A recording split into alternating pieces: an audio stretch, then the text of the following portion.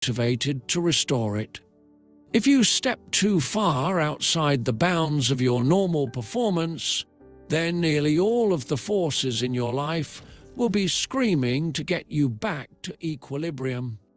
If you take massive action, then you quickly run into a massive roadblock. Nearly anyone who has tried to make a big change in their life has experienced some form of this. You finally work up the motivation to stick with a new diet, only to find your workers subtly undermining your efforts. You commit to going for a run each night, and within a week you're asked to stay late at work. You start a new meditation habit, and your kids keep barging into the room. Resistance is proportionate to the size and speed of the change, not to whether the change is a favorable or unfavorable one.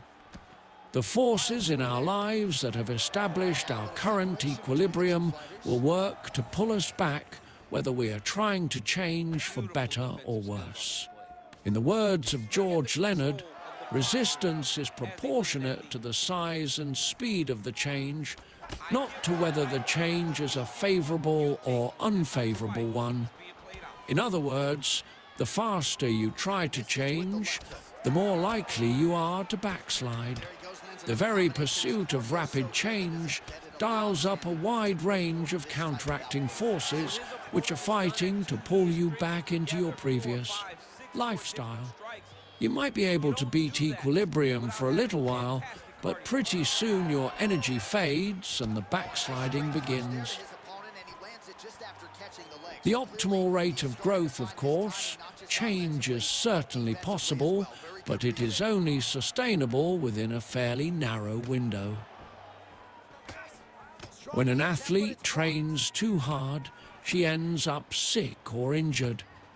When a company changes course too quickly, the culture breaks down and employees get burnt out. When a leader pushes his personal agenda to the extreme, the nation riots and the people re-establish the balance of power. Living systems do not like extreme conditions.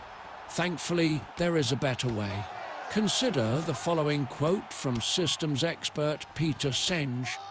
Virtually all natural systems, from ecosystems to animals to organizations, have intrinsically optimal rates of growth. The optimal rate is far less than the fastest possible growth. When growth becomes excessive, as it does in cancer, the system itself will seek to compensate by slowing down, perhaps putting the organization's survival at risk in the process. By contrast, when you accumulate small wins and focus on 1% improvements, you nudge equilibrium forward. It is like building muscle. If the weight is too light, your muscles will atrophy. If the weight is too heavy, you'll end up injured. But if the weight is just a touch beyond your normal, then your muscles will adapt to the new stimulus and equilibrium will take a small step forward. The paradox of behavior change: in order for change to last, we must work with the fundamental forces in our lives, not against them. Nearly everything that makes up your daily life has an equilibrium, a natural set point, a normal pace, a typical rhythm. If we reach too far beyond this equilibrium, we will find ourselves being yanked back to the baseline. Thus, the best way to achieve a new level of equilibrium is not with radical change, but through small wins each day. This is the great paradox of behavior change. If you try to change your life all at once, you will quickly find yourself pulled back into the same patterns as before. But if you merely focus on changing your normal day, you will find your life changes naturally as a side effect. Beginning in his first novel in 1847, Anthony Trollope wrote at an incredible pace. Over the next 38 years, he published 47 novels, 18 works of non-fiction, 12 short stories, 2 plays, and an assortment of articles and letters. Trollope achieved his incredible productivity by writing in 15-minute intervals for 3 hours per day. His strategy is explained in Mason Curry's book, Daily Rituals audiobook. It had at this time become my custom, and is still my custom, though of late I have become a little lenient of myself to write with my watch before me, and to require of myself 250 words every quarter of an hour. This division of time allowed me to produce over 10 pages of an ordinary novel volume a day, and if kept up through 10 months, would have given as its results 3 novels of 3 volumes each in the year. Anthony Trollope.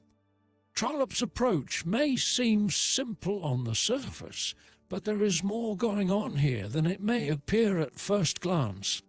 Let's break down why this strategy allowed the author to be so productive and how he can use it in our own lives. When it comes to getting things done, I have experienced the best results when I rank my priorities based on their true importance and do the most important thing first. Whenever possible, I believe this is the best strategy because it forces you to direct your energy to the tasks of highest value. There is one common problem with this approach. After ranking your priorities for the day, if the number one task is a really big project, then it can leave you feeling frustrated because it takes a long time to finish. For example, last week I was working on a project that took 2 days to complete. On Tuesday morning, when I began the task, I knew I wouldn't be able to finish it that day. Even though I knew I would work all day without completing the task, I still found myself feeling frustrated by mid-afternoon. It was 4 p.m. and I had spent all day working on the most important task. Yet the only thing I had to show for my work was an unfinished project. My to-do list was just as long as it was in the morning, even though I was spending my time in the correct way. I was doing the right thing, but it can still be disheartening to be stuck on task 1 when you've been working all day. These feelings of frustration are a possible downside of the prioritized to-do list. Anthony Trollope, however, developed a solution to this common problem. Tiny milestones, more momentum. Anthony Trollope was in the business of writing books, and writing a book is a big project. It is not the type of task that you can complete in a day. In some cases, merely writing a chapter is too big a task for a single day. However, instead of measuring his progress based on the completion of chapters or books, Trollope measured his progress in 15-minute increments. This approach allowed him to enjoy feelings of satisfaction and accomplishment very quickly, while continuing to work on the large task of writing a book. This is a big deal for 2 reasons. Small measures of progress help to maintain momentum over the long run, which means you're more likely to finish large tasks. The faster you complete a productive task, the more quickly your day develops an attitude of productivity and effectiveness. I have found this second point, the speed with which you complete your first task of the day, to be of particular importance for maintaining a high productive output day after day. Speed to completion. Anthony Trollope didn't have to wait 3 months to feel a sense of accomplishment from completing his book, nor did he have to wait 3 days until he finished a chapter. Every 15 minutes he could check his progress. If he wrote 250 words, he could mentally check that time block off his list and feel a sense of immediate accomplishment. Trollope's 15-minute writing block was a well-designed progress meter that allowed Trollope to get to finished faster while still working on a big task. he received the long-term value of working on the most important things and the immediate payoff for finishing each little time block quickly. You can play a similar strategy for tasks besides writing, of course. For example, rather than measuring his progress on a bigger task like monthly revenue, Trent Dursned tracked each sales call he made with a paperclip. The basic idea is to design a way to get rapid feedback while working on bigger projects. The faster we get feedback they are moving in the right direction, the more likely we are to continue moving that way. Work for the long term. Measure your progress for the short term. There are certain habits and routines that make success easier, regardless of the circumstances you face. In fact, you may already practice to some of these habits, even though you are unaware of it right now. But most importantly, if you understand how to harness these habits, then you can drastically improve your health, your work, and your relationships, and start living the life you deserve. The keystone habit in Charles Duhigg's book, The Power of Habit, he discusses the idea of keystone habits. We have habits everywhere in our lives, but certain routines, keystone habits, lead to a cascade of other actions because of them. For example, a few months ago, I started to notice the funny thing. When I worked out, I wanted to eat better. Even though I could have rewarded myself with chocolate bars and ice cream, I felt like eating real healthy foods. I also slept better, and when I was awake, I seemed more productive, especially in the hour or two after working out, when my mind seemed to think clearer and my writing was crisper. Thoughts flowed easily. When I didn't exercise, however, I was more prone to eating junk food. I would stay up later working on unimportant tasks. I started to feel tension in my back. I didn't check it, but my guess is that my blood pressure raised as a result of additional stress, no place to release it.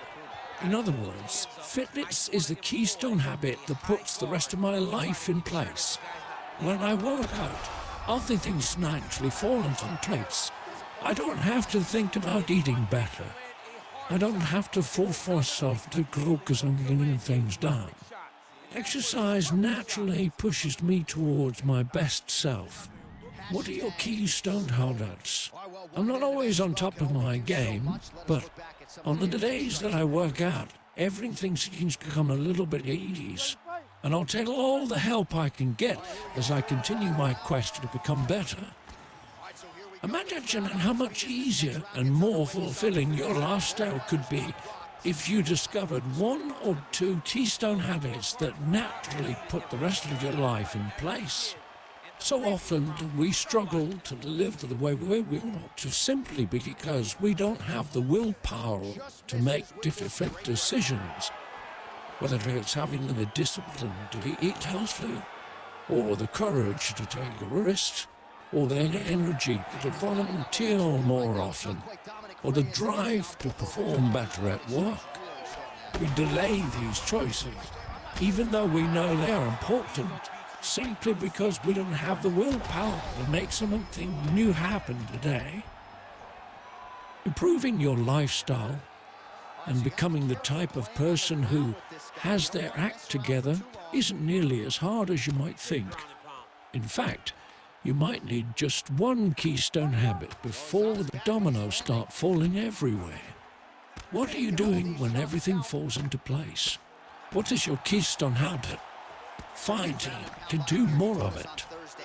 P.S. If you want more practical ideas for how to build new habits and break bad ones, check out my book Atomic Habits, which will show you how small changes in habits can lead to remarkable results. What do you do when you have too many ideas and not enough time? Or similarly, what about when you have too many tasks and not enough energy? As an entrepreneur, I feel like I've been battling this issue for a while. There is always another opportunity to chase or a new product idea that sounds exciting.